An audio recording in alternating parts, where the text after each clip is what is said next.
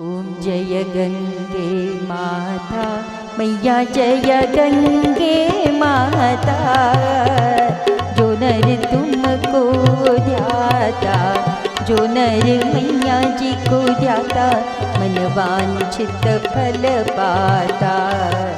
ओम जय गंगे माता।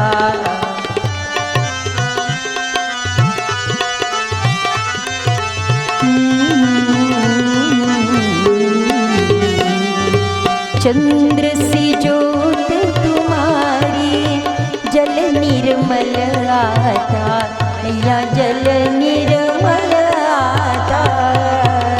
शरण पड़े जो तेरी, शरण पड़े जो तेरी, सो नर तर जाता। ओम जय गंगे माता।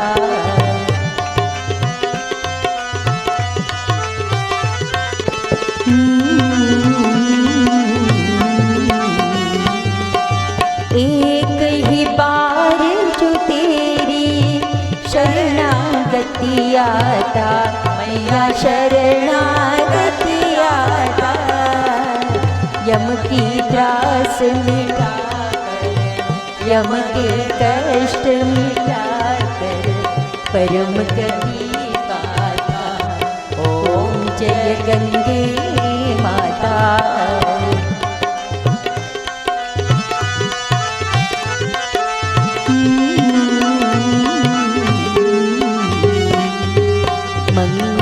मंगलकारिणी मैया तू है सुखदाता, मैया तू है सुखदाता। तेरी गोद में आकर, तेरी शरण में आकर, मन शांति पाता। ओम जय गंगे माता।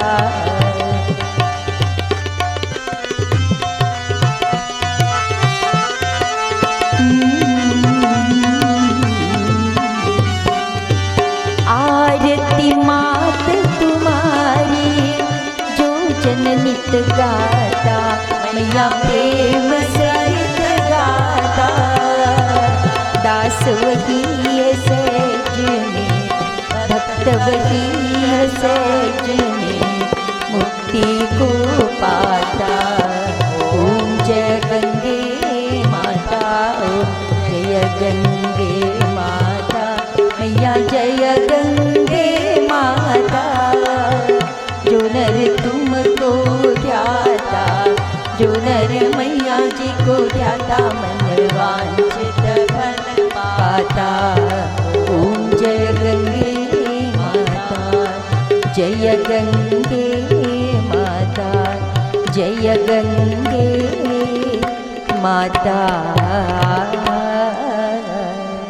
We are one light, we are one source, waking up, living one heart, beaming one light, being one source, waking up.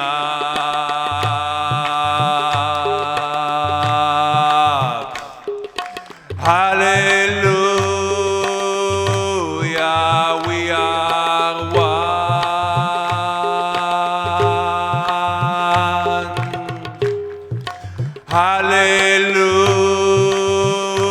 Hallelujah, we are one.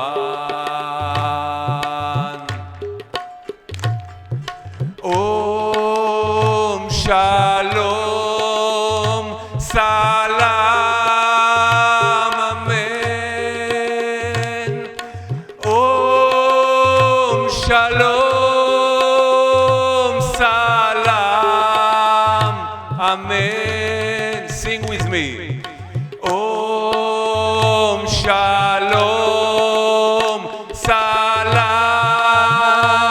Amen. Om Shalom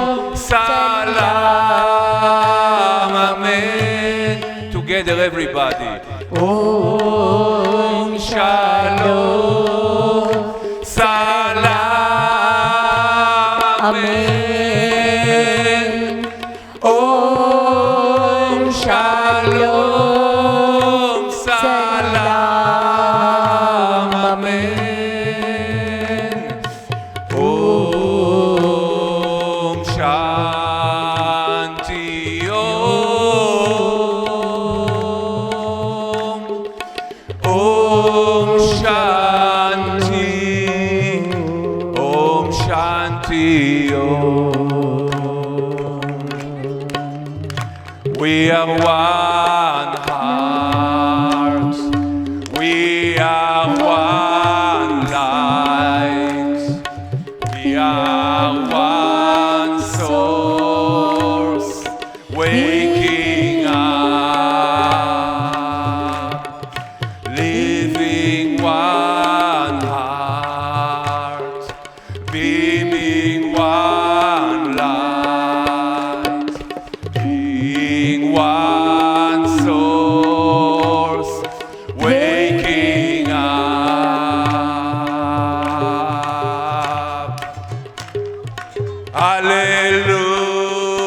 Hallelujah, we are one. Oppa, yeah, yeah. Hallelujah, we are one. Let's hear everybody. Om Shalom Salam. Amen. Om Shalom Salam. Amen. Raise your hands. Om Shalom Salam. Amen. Om Shalom Salam. Amen. Om Shalom Salam. Amen. Om Shalom Salam. Amen.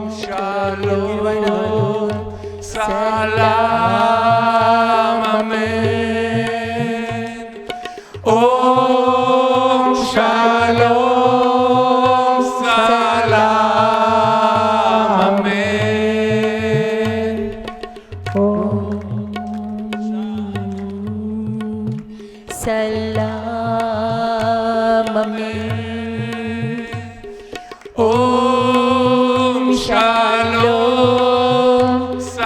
Om Shalom Salam. Amen.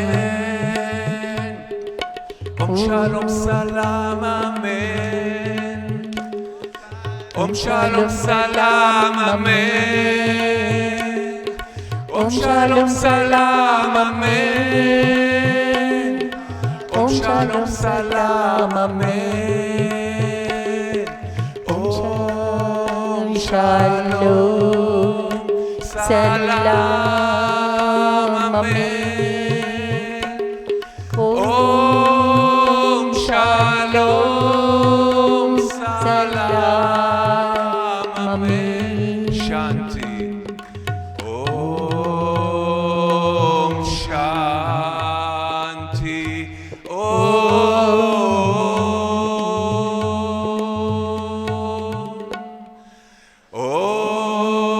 Shanti.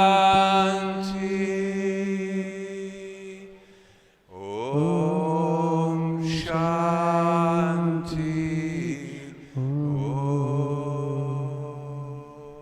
We were talking about unconditional love and seeing the divine.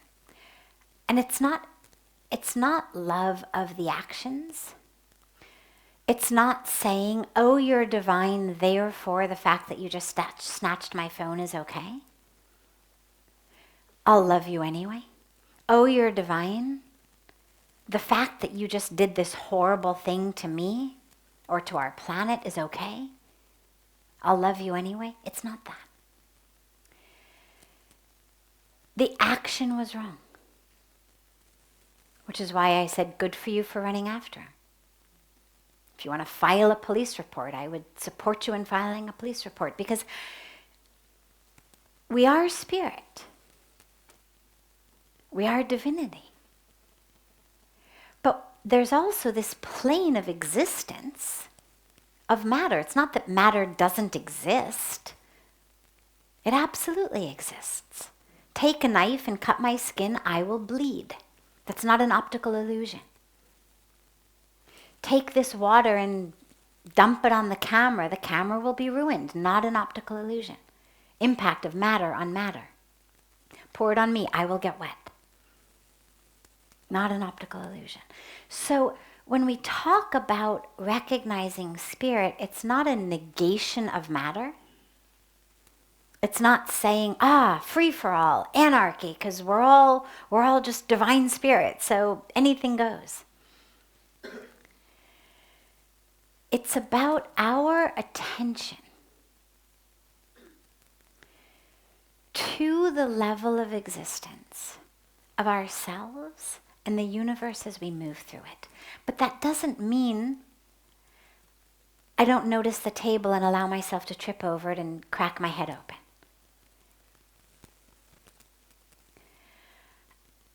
It's both.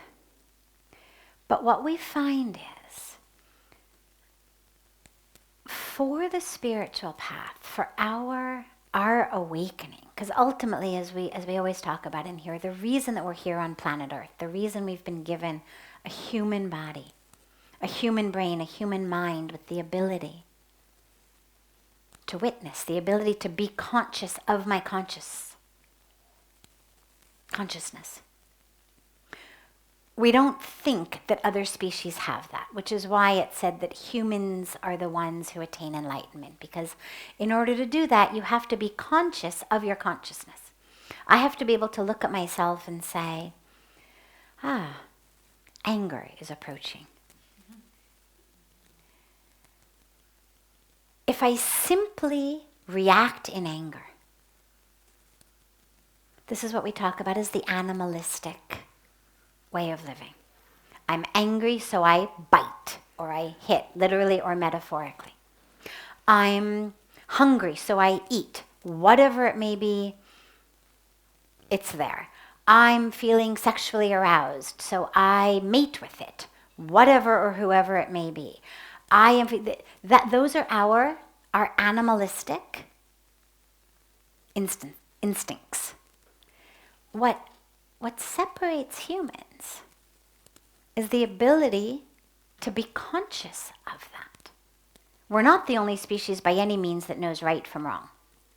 Pujya Swamiji always talks about, the dogs who are hanging around the food carts, and the minute that the food cart guy looks away, they snatch the bread, and then they look around, and if no one is there, they'll eat it right there, but if someone is there, they'll run into a corner. So they absolutely know they've just snatched something that didn't belong to them, that wasn't right, because they're sort of waiting to be caught and scolded. So we're not the only species that knows right from wrong, but what we are is the only species, we think, that has the ability to be conscious of what's going on in my own consciousness. To say, anger.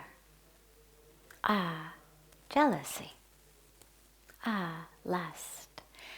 And to be able to then take it to say, I am not this electrical and chemical pattern that's going on in my physical gray and white matter. I am not this experience of neurologic arousal that we call anger. It's happening. Hook me up to a brain scan, they're going to be able to say, arousal, anger, fear. We can do that. Not that. There's an I that existed before I was angry. There's an I that will exist after I'm angry. There's an I that existed before I was this current 47-year-old female sitting right here. There will be an I who will exist after that. Both in this literal plane, I'll then be a 48-year-old female, right? I mean, the physical body changes. So I'm not that. There is an I that's eternal, we say. Never born, never dies. But even if you're not there yet, just that has existed with this body, but that isn't the body, because the body keeps changing. But the I is still there. The mind keeps changing, the emotions keep changing, the thoughts keep changing, but I is there. So when we talk about the spiritual focus, it's not a negation of the material world. What it is an awareness of, yeah, I'm angry.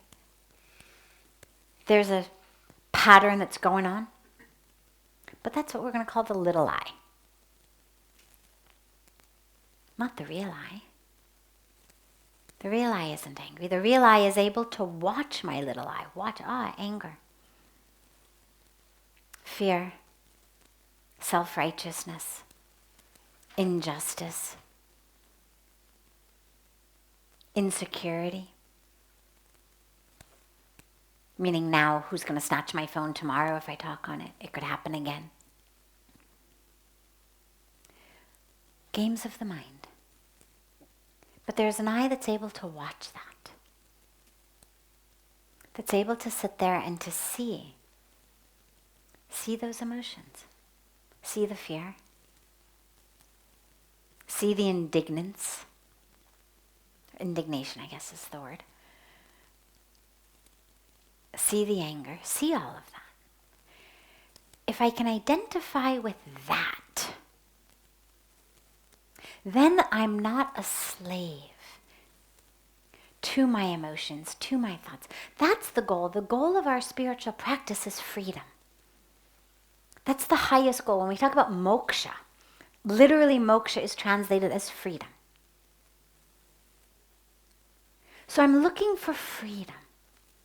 If I am hooked into my emotional state, I am not free. The guy snatches my phone, I'm angry. No, it doesn't mean your anger is misplaced or wrong. It just means that you're not free in that moment. Ultimately, you should be able to have the choice to be able to be anger. So when you go to the police station and you tell them this guy, you want to be angry, because if you go in all peaceful and the guy did it, and the police aren't going to take you seriously. You need to be able to bring anger. My God, I can't believe it. I came here visiting this city, and this guy, you better do something. Otherwise, I'm going to go to my embassy. Whatever you need to do. So the anger or the feelings aren't the problem. The problem is when I'm not free, when I'm a slave to them. There are absolutely places, parenting, teaching, administrating, where we need to be able to bring an experience of anger, because sadly that's how you get taken seriously in a lot of situations. But I'm not a slave of that anger. I'm actually free and simply able to recognize in this moment, I better go in there and act angry so these guys take me seriously. But your freedom is your highest goal, not getting your phone back. Not never having your phone stolen again. Yesterday it was the phone, tomorrow it'll be your purse, the day after it'll be a gold chain on your neck.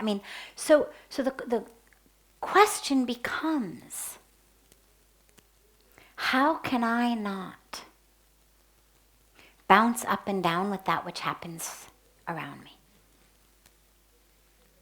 Right? And sometimes the stealing's going to be literal. The guy literally comes up and grabs it from you. Sometimes it won't be so direct. Sometimes it'll be just a stock market that falls. Sometimes it'll be an act of nature. A tree fell on your car. You don't have insurance. End of car. Right? So sometimes it's literally something steals it out of your hand. Sometimes it's the universe. But if every time something literal is stolen from me, sometimes our respect is stolen. Somebody criticizes you in front of people. Your reputation is hurt. In India, this is a very big thing. My ijat, okay, scold me all you want in private, but for God's sakes, don't do it in front of other people. Like, maintain my dignity. This person has stolen my dignity. So if I lose my freedom every time someone steals something from me,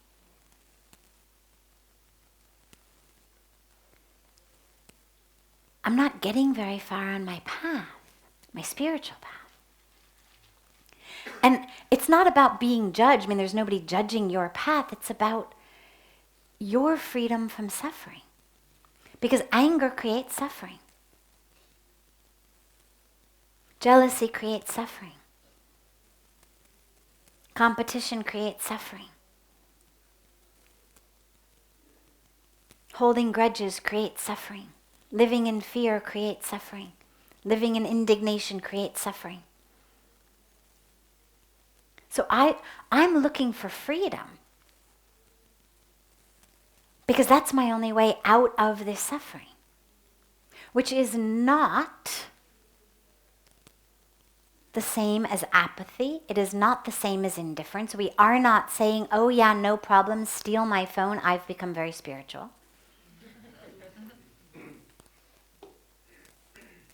We're simply saying the universe is going to happen in a whole variety of unexpected ways.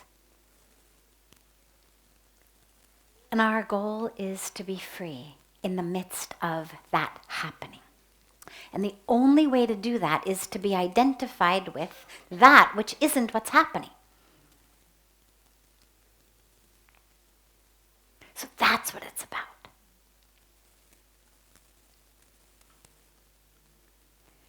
So see the part of you that wasn't the owner of the phone.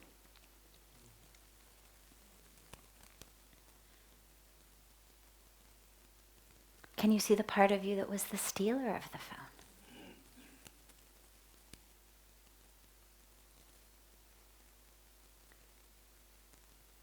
That's the stuff that really gets us growing.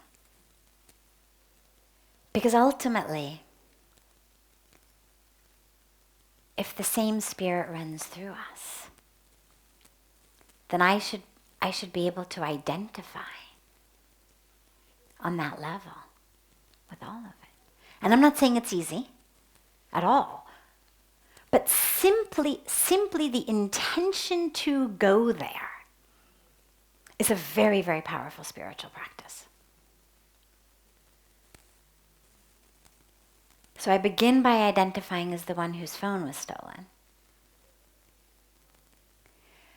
I then bring myself to identify as the part that never owned a phone, part that doesn't own anything, part that came in with nothing, will go with nothing. And then slowly, and you just keep taking it as far as you can go. Okay, you can do that. Can you then identify as that longing, as that grabbing? Maybe you've never grabbed a phone. Grab something else. We can always identify, if not with the actual act, with that intention. So we've all experienced anger, we've all experienced jealousy, we've all experienced greed and lust. Well, these are the things that lead people to act in wrong ways. So even though I may not have ever actually snatched a phone out of someone's hand, can I identify with that might lead someone to do it? And again, simply the intention of trying to go there A, minimizes my anger. And B, opens my heart in a way that's far more valuable than the phone ever was.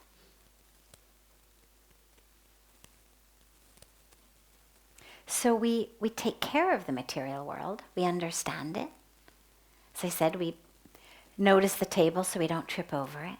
We're careful not to spill the water on the camera so it doesn't get ruined. We take care of our things. It's energy. But we understand we're not them. So we just keep bringing it back to the truth of who we are, which is not an owner of a phone. It's not one who can own anything.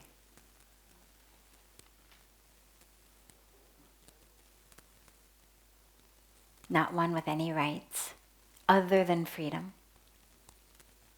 God never said in any of the scriptures I know, never said, I promise you, you'll never lose anything. I promise you'll never be hurt. I promise you'll never get an illness or a disease. I promise that your loved ones will never be hurt. I promise they won't die. There's no promises from God like that.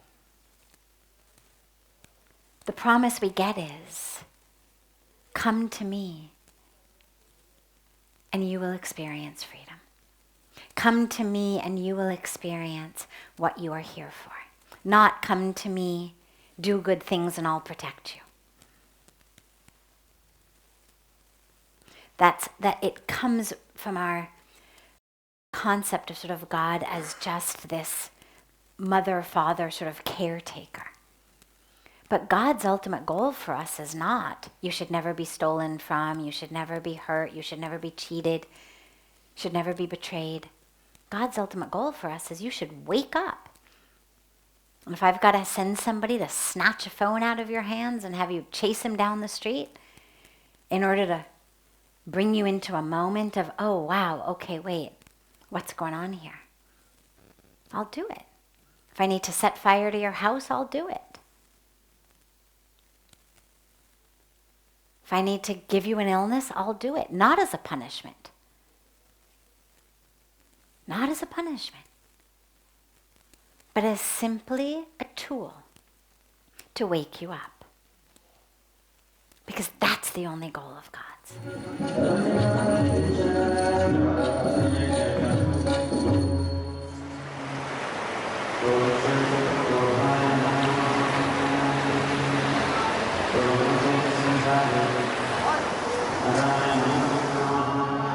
He said, I keep hearing about going within, but how do we actually do that? Well, we'll go into a meditation together. But as you asked, is it a feeling? Is it a knowing? It's a spaciousness. It's not a place, as in one location, but it's a place that keeps expanding. The experience within is an experience of expansion.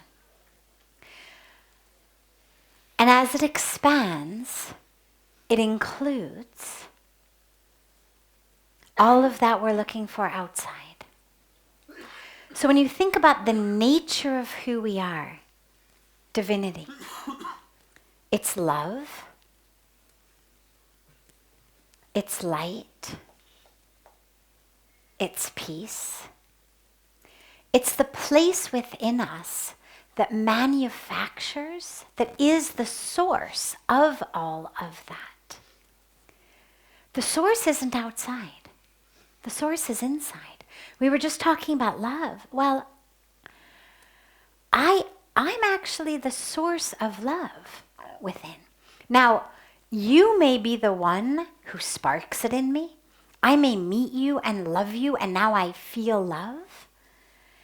But the love that I feel is actually in me. And the way that I know that is, if you got up and you went into the kitchen, I would still feel love. If it was something dependent upon the presence of that other being, the farther away they got, the less love I would feel. You know, these air conditionings, they give us cold air. Not now, thankfully, in December, but in the summertime, they give us cold air.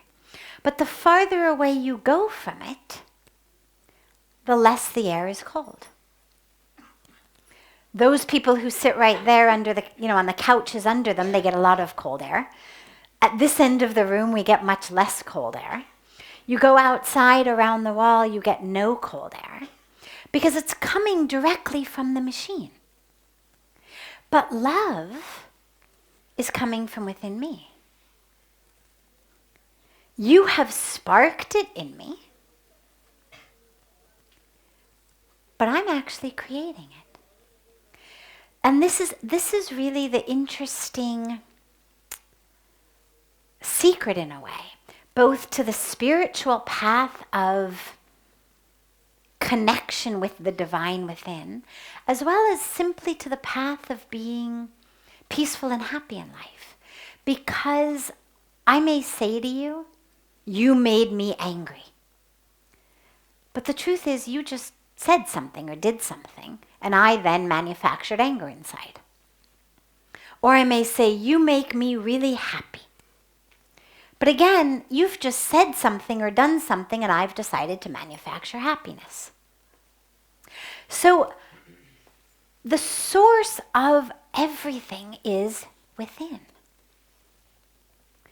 When we go within on that spiritual level to connect with it, we experience it. And then I no longer need to depend on getting it from outside.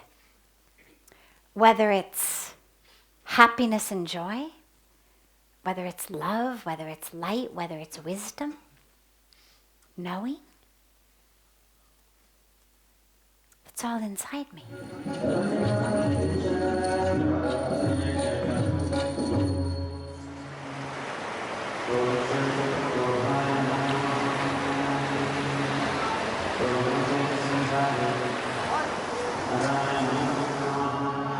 Here in Rishikesh, we understand that we are not the body, but the reality is the body is there.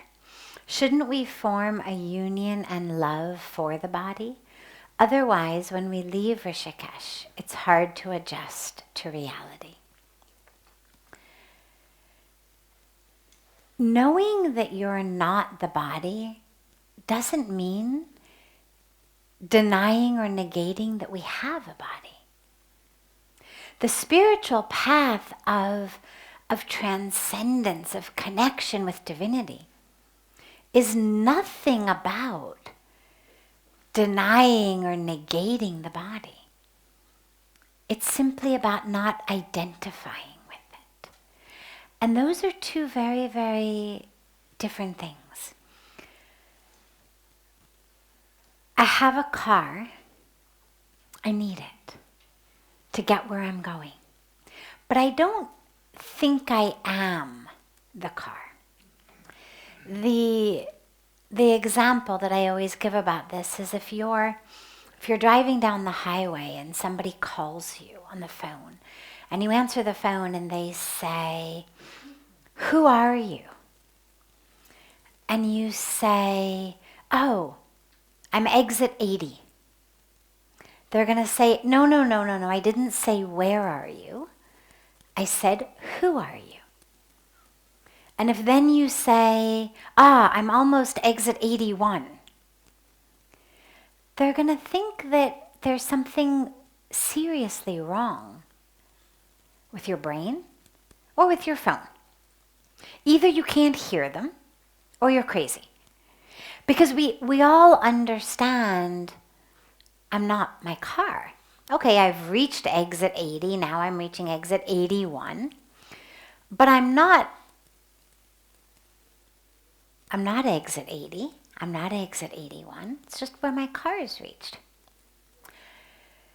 when we identify with the body, it's very similar. It's that equivalent. When we say, I am this age, I am this culture, I am this color of my skin, I am my beauty or my lack of beauty, or my success or my lack of success. When we say that we are those things, or even when we say we are our emotions, I am angry. Well, no. At this intersection of time and space, your car may be at exit number 80, and your brain may be having patterns of behavior that we call arousal or anger. We can recognize it chemically, recognize it electrically. But that's not who you are any more than you are exit 80 or 81. It's just where your vehicle of the car has gotten. Well, the body is also a vehicle. Car takes us in one way, our body takes us in a different way, but it's all a vehicle. The only distinction is if your car breaks down, you can get a new one. With our bodies, we only get a new one after a next birth. And so in terms of as far as we can travel in this birth, we can only do it in this body. And so it's really important to pay attention to it, to take care of it. So we never deny having a body. A spiritual practice here in Rishikesh or anywhere in the world is never about deny the body. It's about stop identifying as it. Because you are eternal, you are infinite, you are whole, you are divine. The body is very temporary. The body is very fallible. The body's decaying and degenerating. There are some things it can do, things it can't do. All these rules it's subject to. But you are not the body. Any aspect of it. You're not what's happened to it. You're not where it's come from. Otherwise, most of our complexes tend to be all based on either what we look like, oh my God, I'm too fat, or oh my God, I'm too skinny, oh my God, I'm too dark, oh my God, I'm too pale, oh my God, whatever it may be, my nose is this way, my lips are that way. Either that, or based on my culture, my people, my religion, I am this, therefore this is us, that is them. We need to fight them. Well, that's all rooted in whatever I identify as based on the color of my skin, based on the city or the country that I took birth in, based on the religion of the family I took birth in. So it's all identification of the body that leads to all of this misery. And so we identify with that which flows through the body, soul, spirit. And that's true whether you're here in Rishikesh, or you're in Manhattan, or you're in Sydney, or you're in LA, or you're in London. I mean, it doesn't matter where you are. That which flows through you, spirit, soul, that's there. And yeah, it's easier to access here. It's easier to access in a place where people are not saying things like, oh my God, your hair looks horrible. You know, we tend to be more spiritually focused. So it's just less likely that people are going to say to you, wow, that is just such a beautiful sari. My God, where did you buy it? You're so lucky. You know, God, I wish somebody would buy for me like that. Just it tends to be, in general, somewhat of a less materialistic society. We tend to be more focused spiritually. You're more likely to have conversations about things like yoga and meditation and the soul and rebirth and reincarnation, or whatever conversations you may have, than you are to have a conversation about the weight you've gained or lost, the nose job you got done or should get done, the color you've dyed your hair or should be dyeing your hair. So when we go back to cities where it's all about that, yeah, it's hard to remember, oh wait, I'm not the color of my skin, I'm not my weight, I'm not my haircut, I'm not the religion I come from or the culture I come from or the money in my bank account. I'm soul. So it's a little bit more challenging. But it's challenging everywhere. Because identifying as the one who sits in meditation, identifying as the one on the spiritual path, the spiritual one, that's actually just as much of a false identification as identifying as the fat one or the thin one or the pretty one or the ugly one. It's just more subtle. And so wherever we are, it's all about recognize you have a body. The physical body, we must take care of it. Even better than we take care of our cars, because again, as I said, cars, you can always get a new one if necessary. The body, we've only got one, so we take care of it. We love it. It's God's gift to us, regardless of what shape it may be, what color it may be.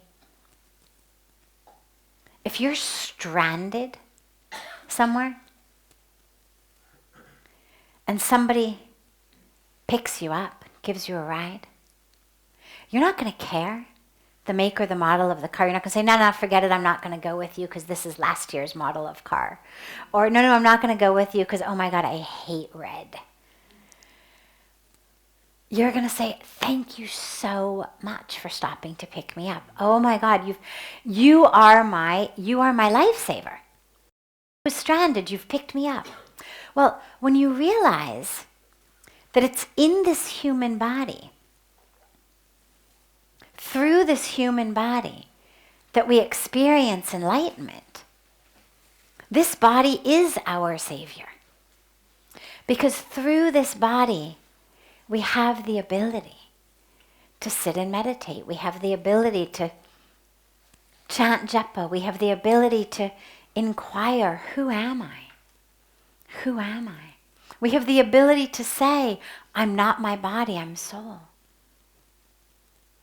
We have the ability to go in on a spiritual path.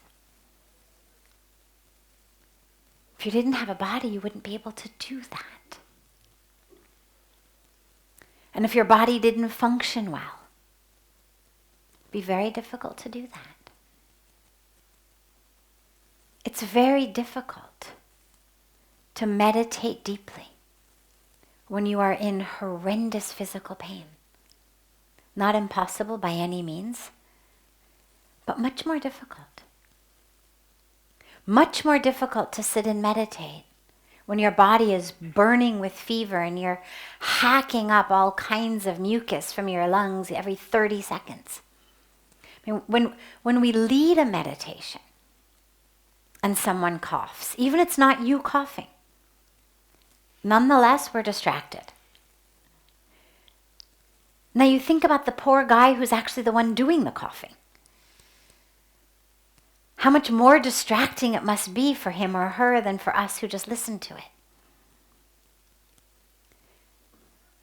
So sitting to meditate, we should do it regardless of what's going on with our body, but it's much easier when our body is healthy, when our body is strong, when I actually can take my attention away from being focused on the hacking in my lungs or the fever or the pain. So we take care of the body. We love it. We thank God for it. We thank it for allowing us to be on this journey, for being kind enough to sit in meditation with us. But we don't think we are it. And when we realize that we're not the body, it creates this incredible space to experience who we really are. That sages and saints and rishis and mystics and prophets have given innumerable names to in innumerable different languages and spiritual traditions, and it doesn't matter. Because it's the experience that matters, not the name. I can say to you soul, spirit, essence, divinity, all I want. You can listen to it all day. But it only actually is beneficial to you when you can experience it. And so the awareness that we aren't the body creates the space in which we can have that experience. Otherwise, we are so wrapped up. Who are you? Oh, I am this age, I'm this color, I'm this religion, I'm this relationship with these people, I'm so-and-so's wife, so-and-so's mother, so-and-so's child, so-and-so's employee. Oh, I'm a doctor, I'm an engineer, I'm a lawyer, I'm a homemaker, I'm a gardener. I'm an alcoholic, I'm a child of an alcoholic, I'm a drug addict, I'm a child of a drug addict. All of this stuff is what fills most of our minds. And so when we realize that we're not the body, it creates this incredible amount of space into which suddenly we have the opportunity to experience who we are. And whether you're sitting here in Rishikesh, whether you're sitting on a subway in a big city somewhere in the world, wherever you are, the work is the same. And so yeah, of course, it's easier here. That's why we keep coming. Some of us are blessed to be able to be here permanently, others just keep coming. As much as we can to charge the batteries, to remember that. But it's not about going back into the world and therefore I have to re-identify as a body. We never should identify as that. We always should take care of it, but never identify as it. And of course we slip up. We all do. Oh my God, I'm going to be late. I'm going to miss my plane. Oh my God, the world's going to come to an end. Right? Well, we've all been there. Oh my God, what do you mean I didn't get the raise? Or, wow, great, I did get the raise.